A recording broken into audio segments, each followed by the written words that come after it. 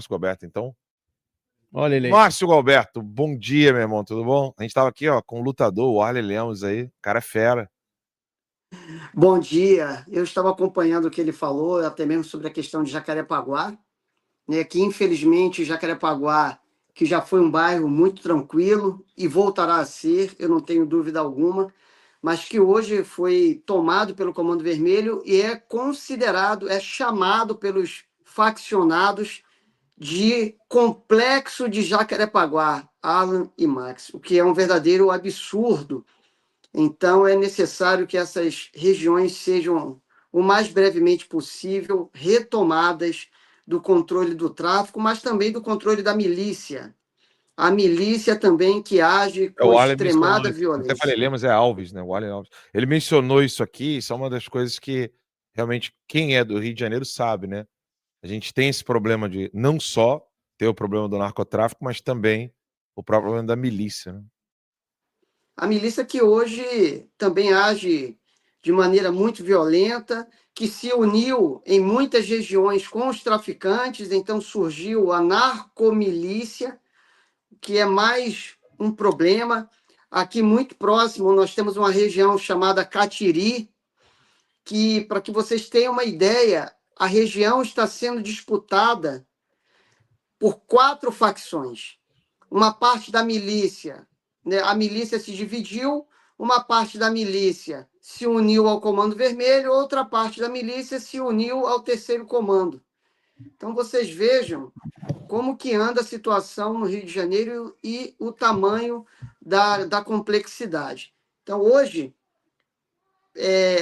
o lucro com drogas ele varia entre 15% a 20% somente. O maior lucro dessas facções, dessas organizações criminosas, desses grupos criminosos, vem da cobrança de taxas. Eles lucram em tudo que é comercializado hoje, não só dentro das comunidades, não somente no entorno das comunidades, como também para muito além das comunidades. Então, é um problema sério essa cobrança. Hoje, os moradores vivem oprimidos, seja por traficantes, seja por milicianos, e por isso nós precisamos combater todas essas facções. Existem hoje pessoas que acreditam que a polícia existe para manter o equilíbrio entre essas facções. Como assim, Márcio? Explico. Existem algumas autoridades que pensam o seguinte e dizem nos bastidores: olha, essa comunidade ela é dominada pelo Comando Vermelho, mas se nós batermos demais no Comando Vermelho, o Comando Vermelho ficará enfraquecido e a milícia assumirá. Ou então o contrário, se nós batermos demais na milícia, o Comando Vermelho assumirá. Ou seja, a polícia não existe para manter o equilíbrio entre facções. É bom que se deixe isso muito claro, porque é uma mentalidade que anda espalhada e sendo disseminada por todo o estado do Rio de Janeiro. A polícia existe para combater todo e qualquer criminoso. Nos nossos bairros e nos nossos municípios, quem deve imperar são os cidadãos de bem, são as forças policiais. O que deve imperar é a lei e a ordem. É isso que deve imperar. A polícia não pode ficar preocupada se uma facção, se bater demais numa facção, se a outra vai assumir. Isso não é para os policiais, não é para ninguém. Nós devemos combater a todo e qualquer bandido.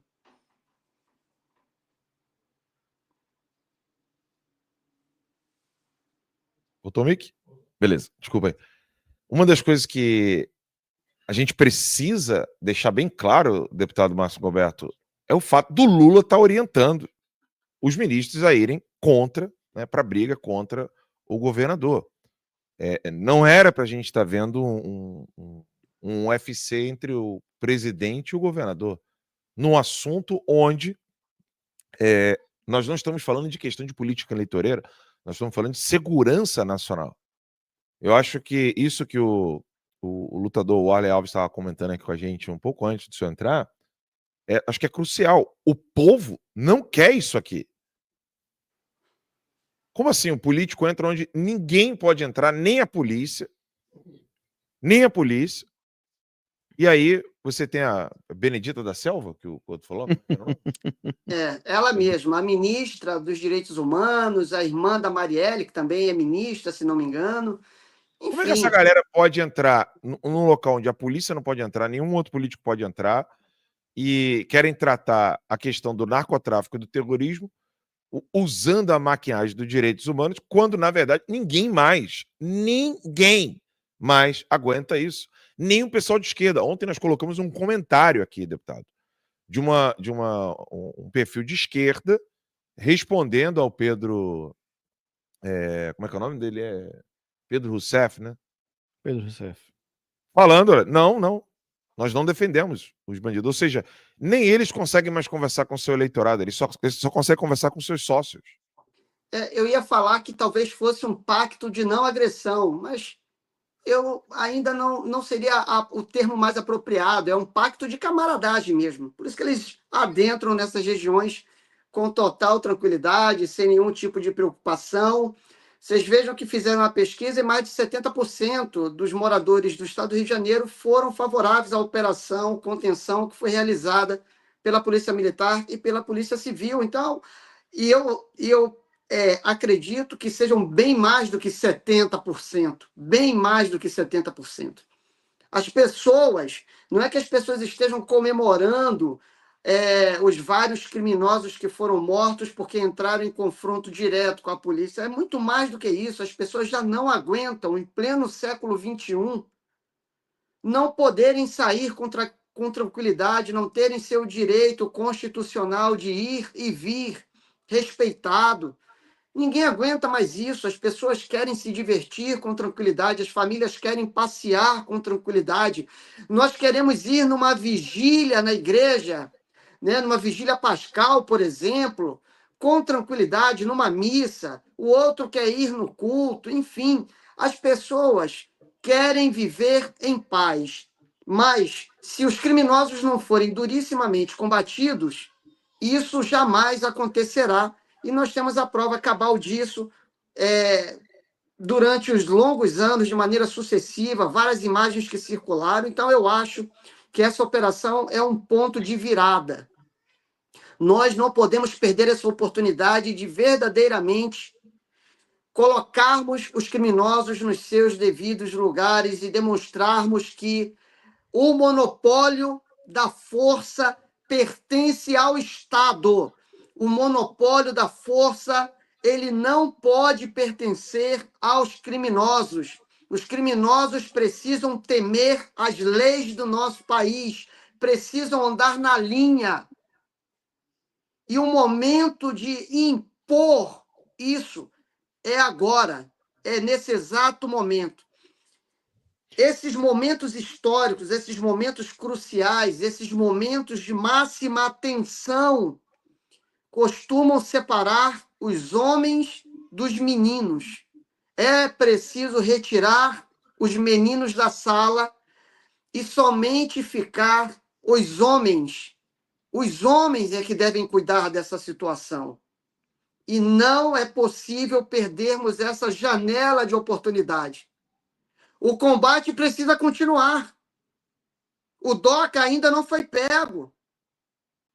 O Gadernal também não foi. O Tiriça, o BMW, o Johnny Bravo, o Peixão, o Coronel, que estuprou e matou covardemente uma menina que foi para um baile funk em Camará e porque não quis se envolver sexualmente com esse chefe do tráfico de drogas de uma comunidade aqui, ali perto de Marechal, Muquiço, né, do Muquiço, porque essa jovem não quis se envolver sexualmente com ele. E aqui fica também um alerta para essas jovens, para todos os jovens que vão para esses bailes funks dentro de comunidade. Vocês estão correndo risco, não por causa das pessoas que vivem na comunidade, porque na sua maioria esmagadora são pessoas de bem, são pessoas que trabalham, são pessoas que empreendem. Não é por causa dessas pessoas, mas por causa dos narcotraficantes, narcoterroristas que lá dominam e aterrorizam. Então fica aqui o alerta.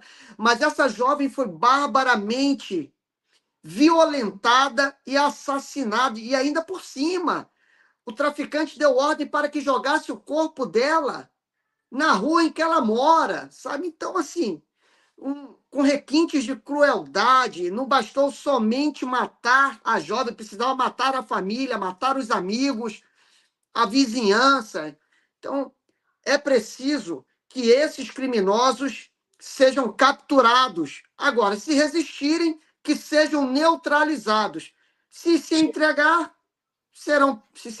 serão presos, mas se reagirem, devem ser neutralizados sem dúvida alguma. E serão vítimas, aí eu acredito que eles serão vítimas, mas vítimas de suas próprias escolhas equivocadas e insensatas. Como disse a mãe, né, daquele traficante preso lá no dia 12 de outubro, né? A própria mãe falou essa frase, né, deputado? E a gente vê a população de bem refém, né, desses traficantes. É isso que a mídia não mostra, é isso que a esquerda tenta esconder.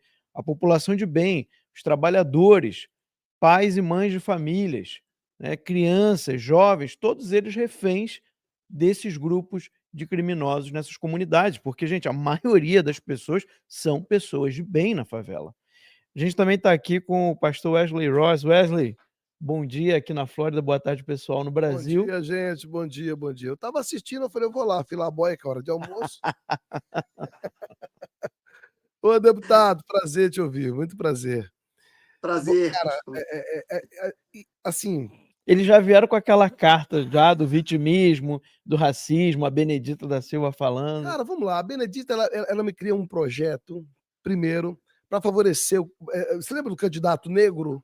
Para ter um aumento de cota ao candidato. Esse projeto é da Benedita. Lembro, né? Verdade. Então não importa se o cara tem projeto ou se ele não tem projeto. O que importa é a bandeira que ele leva no corpo, que é a cor da pele dele. Que tem uma negaiada que empresta a cor de sua pele para ser bandeira ideológica. Então, se o cara tem projeto, ele é um pele branca, se é um cara bem sucedido na política, ele tem pele branca, na balança dela não pesa. Se é negro, sim, tem que ter uma cota favorecida, um projeto de lei dela, aprovado. É impressionante isso. Agora, engraçado que se você for buscar os programas ao negro, que é o que ela sempre explorou a vida inteira, nós temos um programa educacional para o negro, ou do empreendedorismo negro. O que nós temos do avanço negro que você pode colocar na conta da Benedita? Ou seja, sempre aquela coisa de que eu sou a irmãzinha preta que vai salvar vocês, que vai ajudar vocês. Então tem que sempre fazer alguma coisa para escravizar o negro ainda hoje. Né? Porque você escraviza com a ideia de eu te dou um pirulito, eu te dou uma balinha, vota em mim. Então, lamentável. Eu poderia votar em qualquer... votando nela, inclusive, sendo loira dos olhos azuis ou sendo negra do jeito que é, desde que ela me apresentasse algo que fosse consistente à pauta que ela tanto defende, que é do empoderamento negro. Então, cara, eu não aguento isso não, bicho, numa boa. Assim, é um aproveitamento, né? Como foi a vida inteira o que ela fez em desenhar e potencializar o caso da Marielle, que ela foi uma das pessoas que mais potencializou isso como a representante da comunidade negra.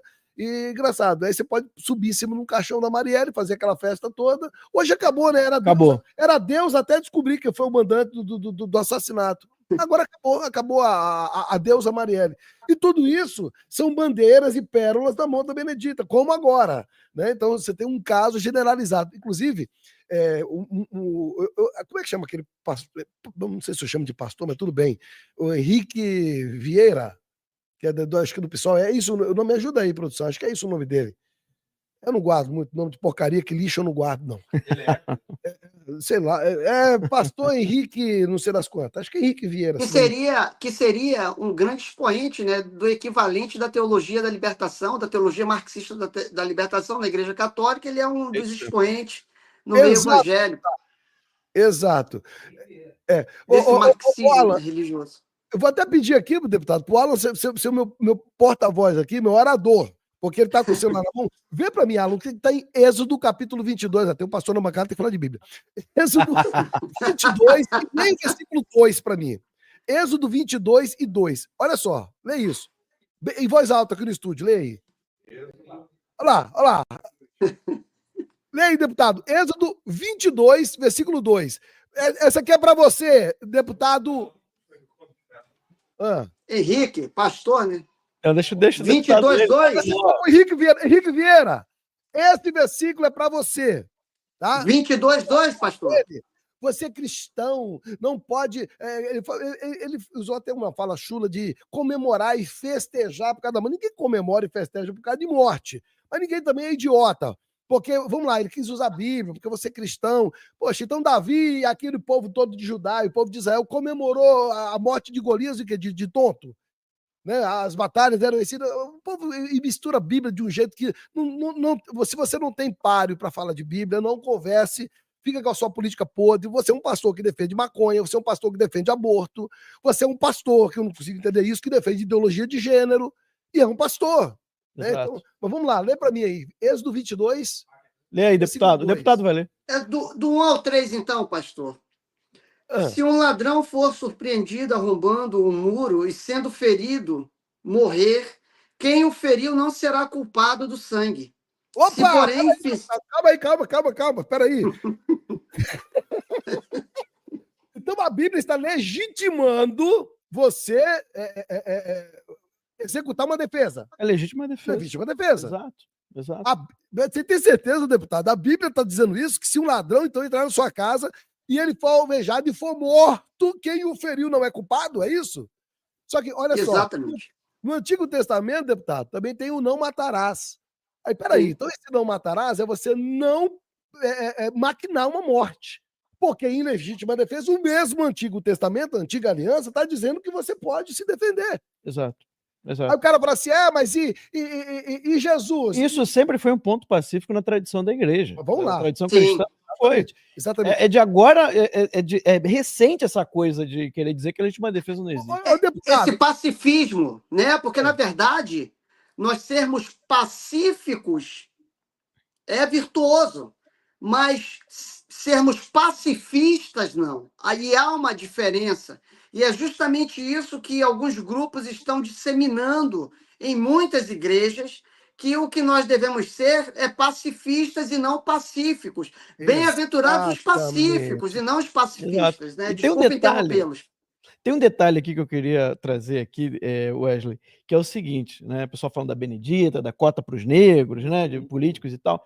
Mas hoje, quem te representa mais os seus interesses? A Benedita da Silva ou a Júlia Zanato? A Júlia Zanato? Obviamente. Você entende? Você entende a loucura de dizer, não, tem que botar um negro porque ele vai representar os interesses dos negros. Mas uma coisa não tem nada a ver com a outra. Não tem nada a ver com a outra. Tem nada a ver com a outra. Mas só fechar aqui, Max, porque como eu dei uma referência do Antigo Testamento, no Antigo Testamento tinha guerras, o próprio Deus fazia o povo de Judá, de Israel vencer e tal. Então vamos na Nova Aliança, só para não deixar dúvida para a gente, né, deputado? Na Nova Aliança, lê para mim, deputado, você que está com a Bíblia aí, Evangelho de Lucas, também no 22, Lucas 22, só que versículo 36. Muita atenção que agora é Jesus falando, hein? Jesus falando, vamos ver Jesus diante só para lembrar, tá? O povo fala assim, mas Jesus pregava o amor, Jesus era amor, mas você esqueceu, com esse amor do Jesus romantizado que você faz, você está esquecendo que Deus é justiça, né? Você está esquecendo que o próprio Jesus chegou no templo por muito menos, não tinha ninguém traficando no templo, não tinha ninguém colocando neguinho em micro-ondas no templo, não tinha ninguém torturando no templo, era só fazendo comercialização. Jesus meteu o chicote, velho, e falou, respeita que isso aqui é a casa de oração, é a casa do meu pai. Ué, e quem é que vai arriscar chamar Jesus de agressor? Os mesmos que falam, você não é cristão? Chama Jesus de agressor. E o engraçado é que os detratores de Jesus não acusaram disso. Lógico. Eles entenderam que aquilo ali era um sinal profético. Exatamente. Olha como é que é interessante. Ele expulsando na chicotada era um sinal profético. Exato. E mesmo aqueles que falavam mal de Cristo entenderam dessa forma. Tanto que eles não falam assim, você é um violento, você está fazendo... Eles perguntam para ele, com que autoridade você faz isso? Ou seja, eles entenderam porque naquele que tempo era não um tinha sinal PT pessoal. Se tivesse PT pessoal, ia falar violento, agressor, opressor. Ou seja, ficou muito claro que Jesus não poderia jamais compactuar com o mal, compactuar com o erro e muito menos suavizá-lo. Exato. O mal deve ser combatido, o erro Mas lê deve a ser passagem lá, combatido por favor. e não abraçado. Né? Vê a Mas passagem tá aí, com deputado. Lucas O o quê? que Jesus falou 22? em Lucas 22 e 36? Agora o caldo vai Agora eu engrossar, fiquei hein? curioso também. Uma coisa Então no vamos Antigo lá. Testamento, que tinha guerra, tinha morte, tudo bem, mas e no Novo? Ah, porque Jesus, eu não encontro vocês comemorando os mortos, eu não encontro no Evangelho de Jesus. Olha o que Jesus falou, lê aí. Ele continuou. Agora, porém, aquele que tem uma bolsa, tome-a, como também aquele que tem um alforje. E quem não tiver uma espada, venda seu manto para comprar uma. Como assim? Jesus estava mandando os caras vender a roupa para comprar arma? Jesus era armamentista? Ô, deputado, me ajuda aí, deputado. Você está lendo o livro errado, não é possível. Não é possível. Então, pera lá. Jesus sabia, tá chegando o meu tempo, eu vou ser crucificado, vai ter que se cumprir a profecia, mas vocês vão ficar aqui, o pau vai cair para cima de vocês. Se defendam! Compre espada! Fala alguma coisa aí, pelo amor de Deus. É isso. E aí? Agora, ficou silêncio até aqui no estúdio. É? A narrativa é destruída assim. Agora, né? deixa eu falar uma coisa, deputado. Assim, do meu ponto de vista. Quem somos nós, mensageiros de Cristo? O que é que temos que fazer? Resgatar pessoas. Então, o que era o ladrão da cruz? Era um ladrão. O que era? Era um criminoso. O que aconteceu? Se arrependeu. E a consequência? Não livrou, morreu. Estava pendurado. Então, o arrependimento é uma coisa. Ela tinha um Jesus compadecido do lado, disse, ainda hoje você vai estar comigo no paraíso. Então, você chegar num cara desse e acreditar que ele vai ser um pai de família, que ele vai se transformar, que ele vai se arrepender, que o testemunho dele será glorioso, eu creio nisso. Olha quem eu era, olha quem eu sou. Eu era do crime, hoje eu sou um pai de família, eu sou um empreendedor. Isso é maravilhoso. Mas isso tem que haver arrependimento. E pagar a pena, né? E pagar a pena justa, né? Exatamente. Então, assim, mas a mãe, você viu, a mãe é crente, é uma evangélica em cima. Ai, meu filho, eu te levei para a igreja. Ai, meu filho, você parou para pensar em quantas mães também esse cara que está morto fez chorar da mesma forma? É isso aí. Quantas centenas e milhares de mães? Então, vamos ser justos. A gente prega o amor de Jesus e num ato como esse, a gente esquece da justiça de Deus.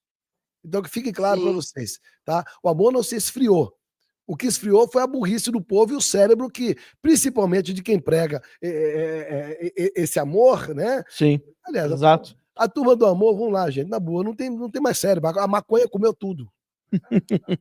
Muito bom, Wesley. Eu queria só aproveitar que o Márcio Gualberto está aqui, que tem uma pergunta, Márcio, que é o seguinte: a gente está vendo aí a Defensoria Pública da União pedindo ao STF para que haja uma perícia paralela, independente, lá no Rio de Janeiro, sobre, né, os criminosos que foram neutralizados, né? Eles vão chamar as mortes e tal, como se fossem mortes de inocentes. Não são, né?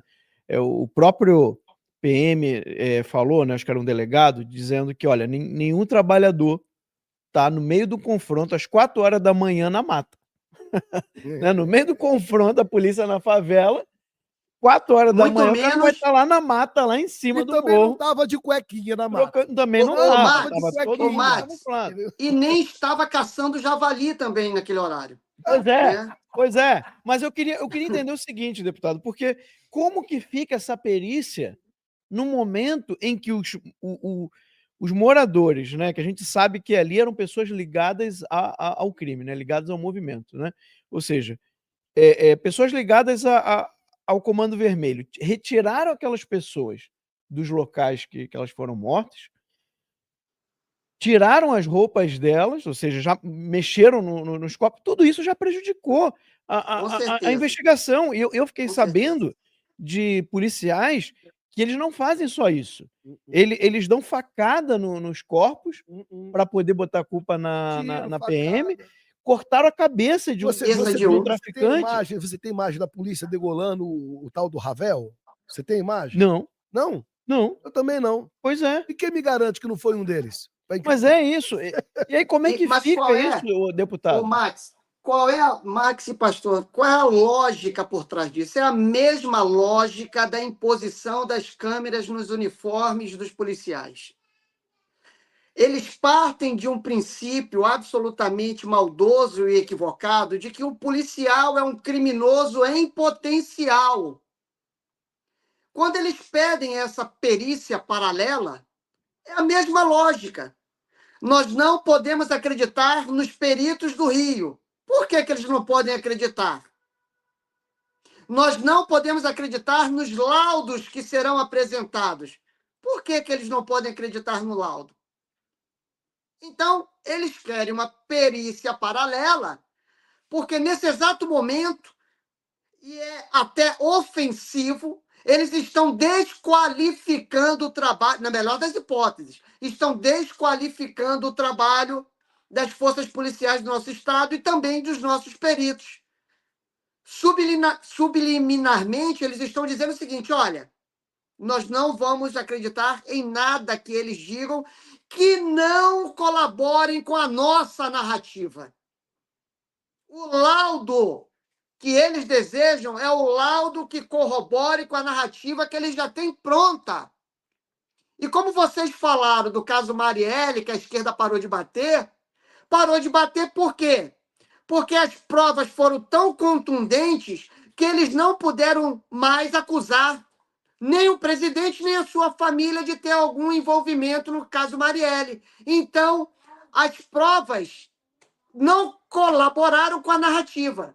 Todas as vezes em que provas técnicas forem contrárias à narrativa da esquerda, eles abandonam, para eles não serve.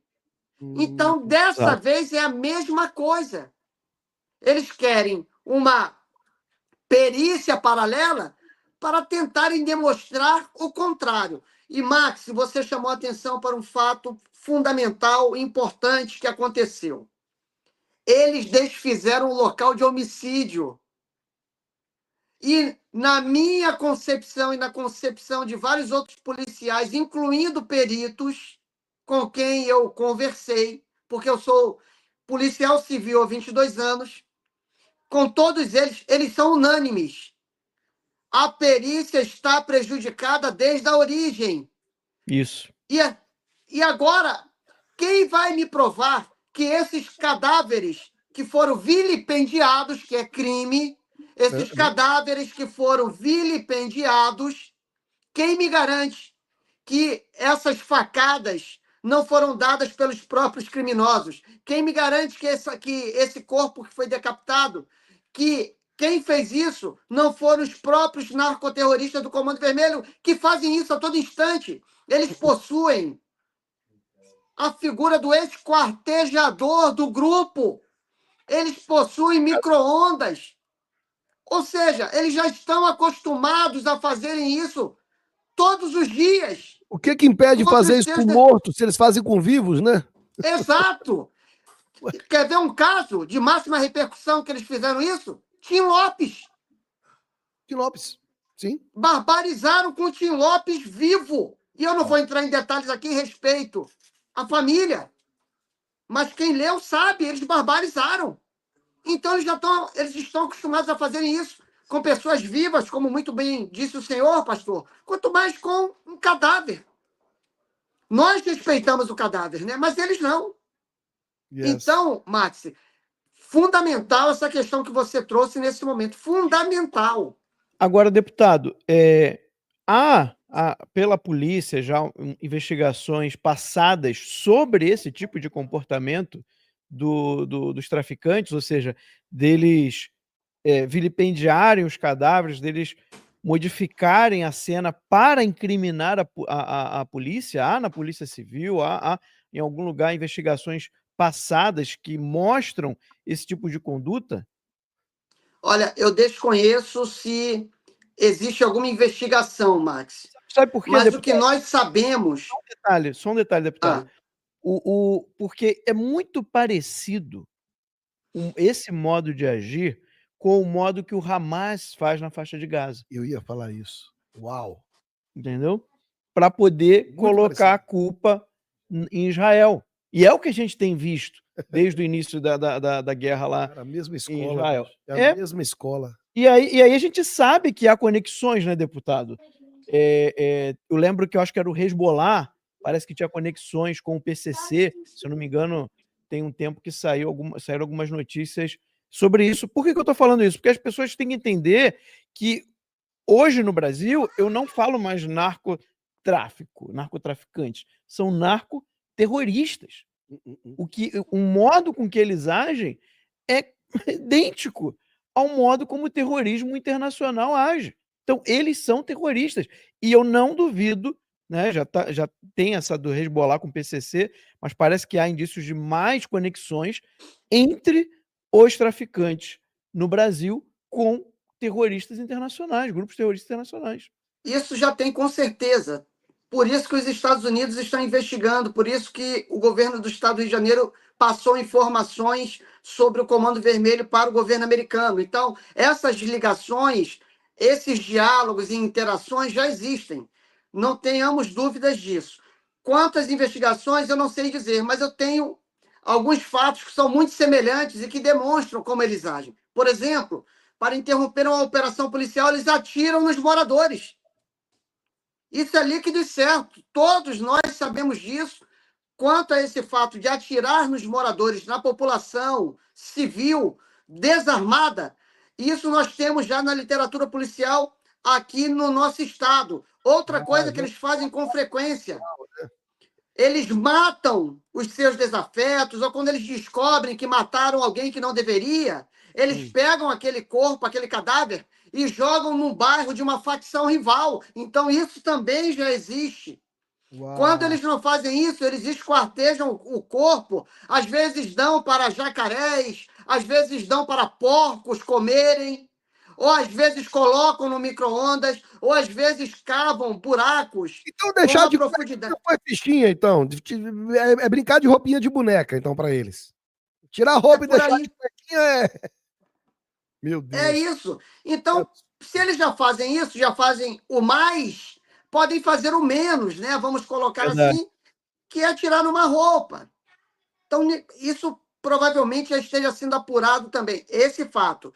O que eles fizeram de desfazer o local de crime, já tem 2 procedimentos instaurados para investigar isso, porque é crime.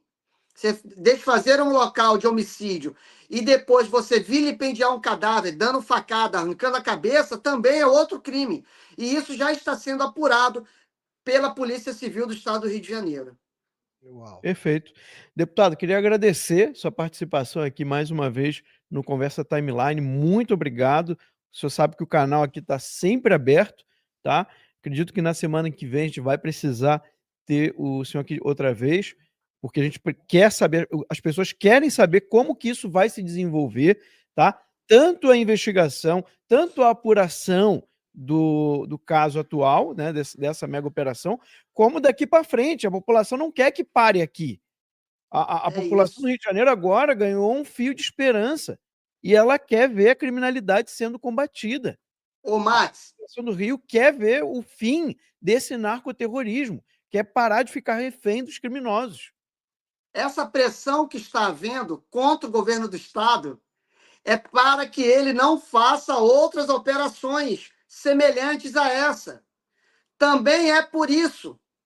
Então, eles estão pressionando para que... É uma espiral do silêncio